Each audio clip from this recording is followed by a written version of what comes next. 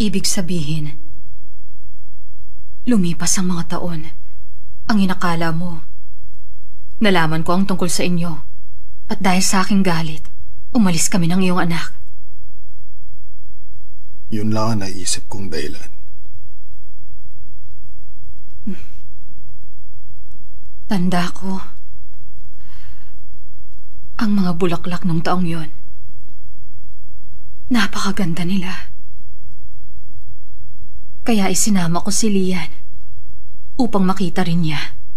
Kung hindi kita nakitang kasama ang emperatris noon, hindi kami magmamadaling makaalis doon. Sa pagmamadali, naligaw kami sa palasyo. May narinig kaming hindi dapat.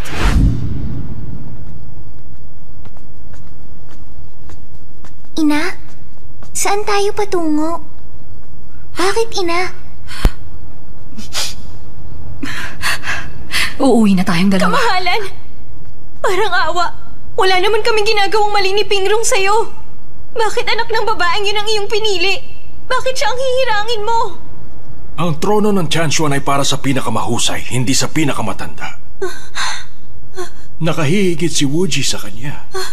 At bilang isang patunay, nag-aaral na siya ngayon sa Chongkang. Ang nais ng taong bayan, siya ang piliin ko na maging hinirang na Ngunit prinsipe. si Pingrong, hindi ba't siya ang totoo mong anak? Alam ninyo ang katotohanan. Yung si Wuji, hindi mo siya tunay na anak. Tumahimik ka! Ina, bakit po?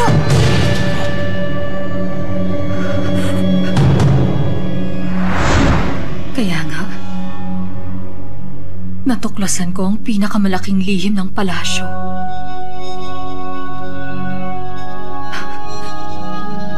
Takot na takot ako.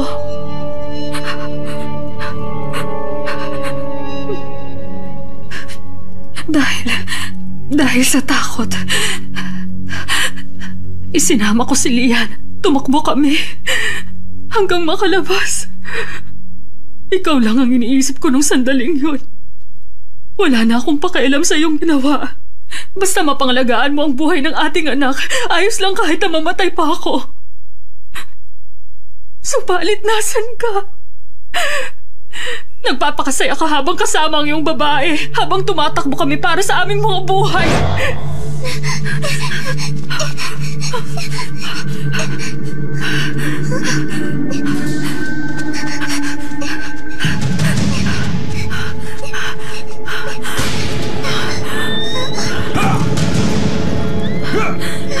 Dito.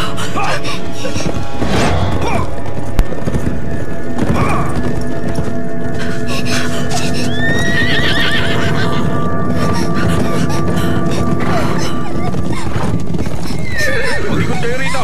Tiyak, hindi pa sila nakalalayo. Tahimik lang, anak.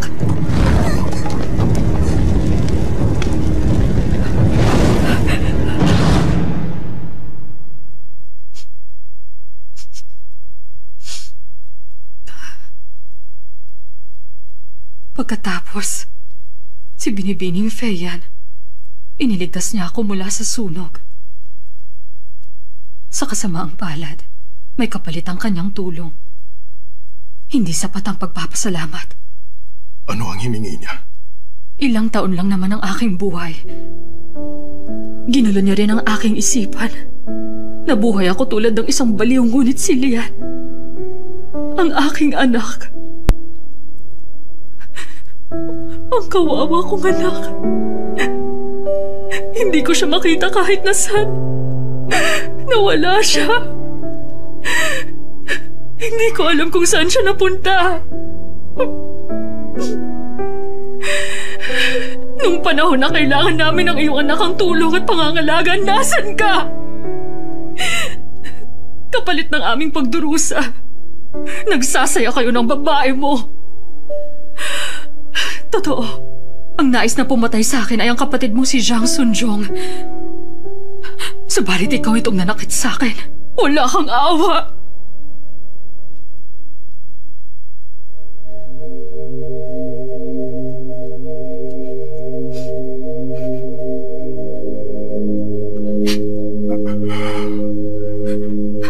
Huli na rin. Kaya wala nang silbi kung magpaliwanag pa ako ngayon. Wala ring saysay ang paghingi ng tawad sa lahat ng mga nangyari noon. Napilitan lang naman ako sumunod. Anong sinasabi mong napilitan lang? Kung simula pa lang, hindi ka nakiapit sa Emperatrice, hindi mangyayari ang lahat ng yon. Kasalanan mo. Ikaw ang pumatay kay Lian. Kasalanan mo ang lahat ng nangyari sa amin. Napilitan? Jiang Sunja, kinamumuhian kita! Kaya ba basta mo na lang sinunod ang utos ng emperador? Napatayin ako rito. Patayin ka? Matagal ka nang namatay para sa akin. Ang emperador, nais niyang ipaalam ko sa iyo ang katotohanan. Kapag sinunod ko siya, ituturo niya sa akin kung nasaan si Lian. Hindi na mahalaga kung totoo ang kanyang sinasabi. Dahil gagawin ko ang lahat para kay Lian. Ano ang tinutukoy mo?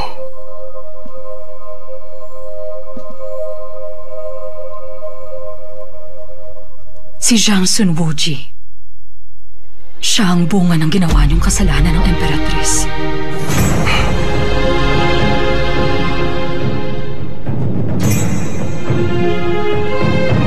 Talaga bang nahihibang na siya?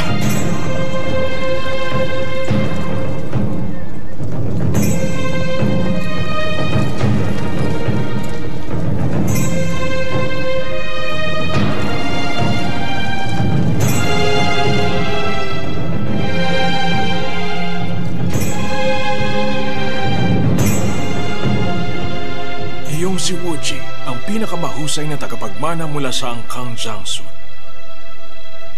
Ngunit maling tao ang nagbigay buhay sa kanya. Bilang emperador, humahanga ako sa kanya. Mahalaga siya sa akin. Ngunit bilang isang ama, kinamumuhian ko siya. Dahil hindi ko nga siya tunay na anak. Kaya nga, sa tuwing tinatawag niya akong ama, lalong nadadagdagan ang pagkamuhi ko para sa kanya. Wala pong kasalanan si Wuji. Bahagi pa rin siya ng kanilang kasalanan. Lumaki si Wuji sa angka ng Jiangsun. Kaya tiyak na nauunawaan niya, kinakailangan niyang lumaban kung nais niyang mabuhay. Ang kasalanan ginawa ng may dugo, malilinis lang din ang paggamit ng dugo. Lahat sila ay pananagutin ko. Lahat kayo. Tama na!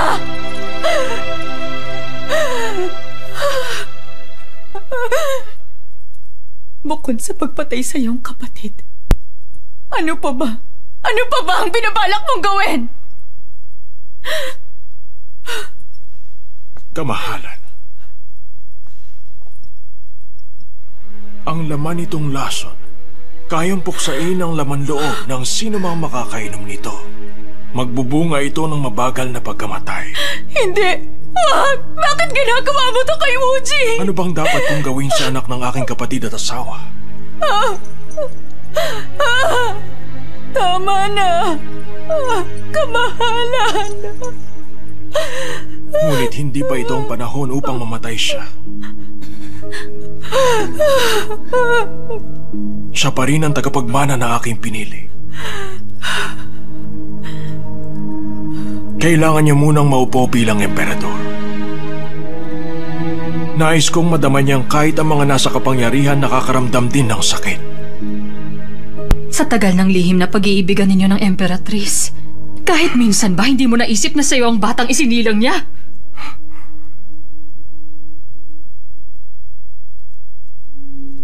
Hindi maaari. Hindi maaari. Hindi ako naniniwala sa iyo sinasabi. Si Jiang Sunjong, mahaba ang pasensya niya. Matagal niyang tinangi ang hinirang na prinsipe. Alang-alang sa araw na to. Hinayaan niyang magsimula ka ng pag-aaklas ng habang pinanonood niya naman ang babaeng yun na nagdurusa ng dahil sa inyo!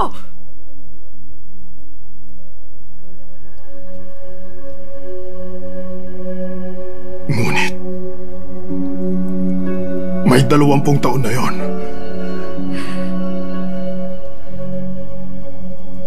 Sinasabi mo bang naghintay siya ng ganun katagal para lang dito? Palagay ko, ganon katindi ang galit niya. Kaya, handa siyang maghintay.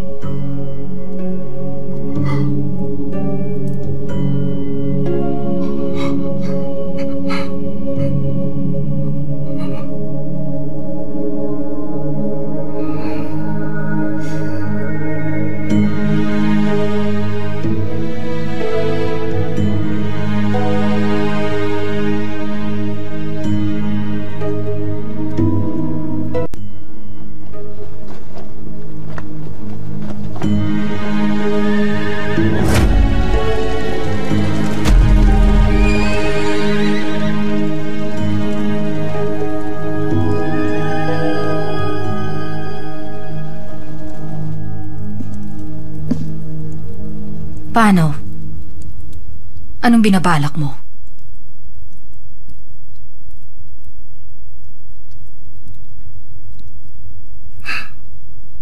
Kung ano ang nararapat.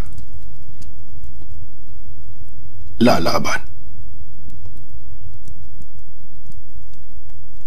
Alam mo na siya ang tunay mong anak. Alam mong isa itong patibong ng emperador. Bakit lalaban ka? Ito ang dapat kong gawin.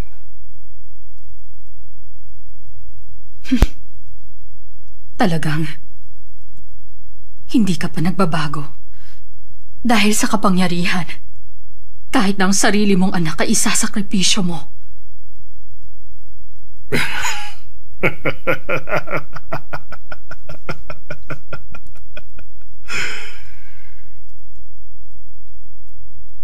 Sa sandaling ito, isang taksil ang tingin sa akin ng buong Tianchuan. Kahit na sino ay kakalabanin ako. Kapag napatay ako ni Wuji, matutuwa sa kanya ang bawat isa sa ating kaharian. Kapag namatay ako sa gitna ng labanan, walang magbabago sa katayuan ni Wuji at maibibigay ko rin sa emperador ang pagkabigo ng kanyang mga balak.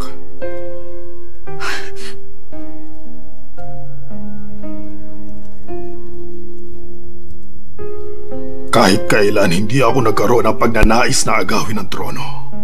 Narito ako ngayon dahil itinulak ako ng kapatid ko. Enjoy watching BitsTV.com. Kaya ngayong alam ko na ang katotohanan siya ang aking anak, paano ko siya ituturing bilang isang kalaban? Kung nais niyang makamit ang trono, si Wuji, kailangan niyang dumaan sa aking bangkay upang makaakyat sa itaas. Dahil ang trono, palaging nadudungisan ng dugo ng kadugo ng emperador at mangyayari rin kay Wuji yun.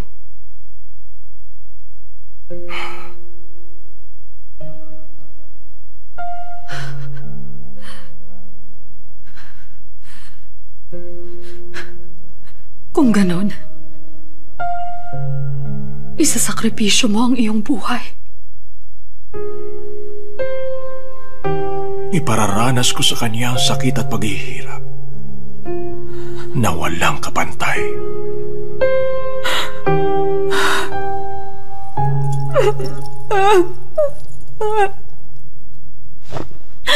Siya nga pala. Kayong dalawa. Para kay Wuji, kayong dalawa ang pinakamahalaga. Kaya kapag nalaman niya ang mahal niya, nilaso ng isa pa niyang minamahal, paano niya kaya tatanggapin ang bagay na iyon?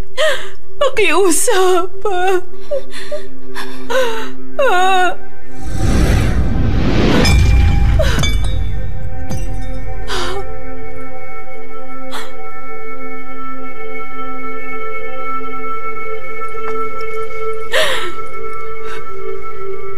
Kamahalan, mula pagkabata, itinuring kay ni Wuji bilang kanyang tunay na ama. Iginalang niya kayo, pinahalagahan, minahal bilang ama. Magmula nang makilala ko siya sa Taiwan, naging maingat siya sa pagkilos dahil sa inyo. Ayaw ni Wuji na mabigo kayo. Ginagawa niya lahat upang masunod ang inyong hinahangad. Dahil para po kay Wuji, isa kayo sa pinakamahalaga. At ngayon, dahil lang hindi kayo ang kanyang ama, ibubuhos niyo ang galit niyo sa kanya. Si Woji, naging mabuti siyang anak sa akin. Sumusunod siya sa lahat ng mga iniutos ko sa kanya. Sabihin nating huling aral ito na ituturo ko sa kanya sa pagiging isang mahusay na emperador. Kahit na mawala man sa kanya ang lahat, dapat matuto siya na magpatuloy lang sa buhay. Kahit gaano kasakit sa puso.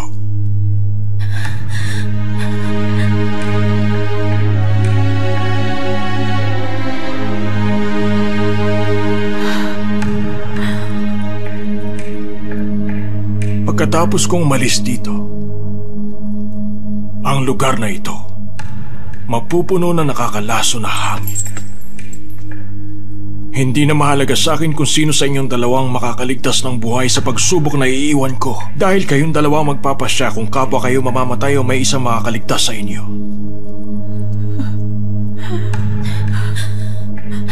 Sa pagkakataong ito, mararanasan ni Woji ang labis na hirap. Enjoy watching BitsTV.com. Katulad ng sakit na aking pinagdaanan. Kamahalan! Parang awa mo na! Nakikiusap ako! Kamahalan! Kamahalan!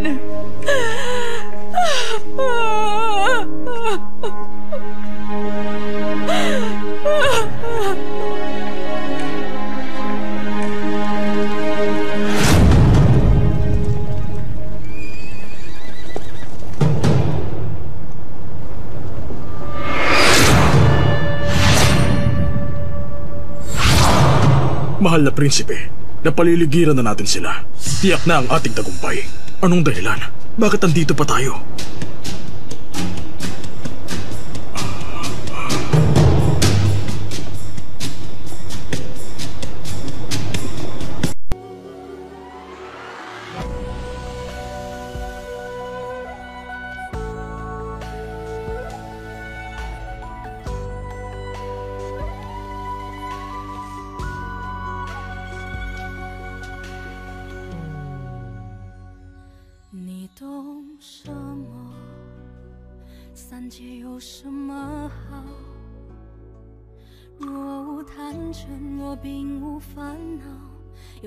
叫我一步三回头，为爱愁，为恨求，为情把魂魄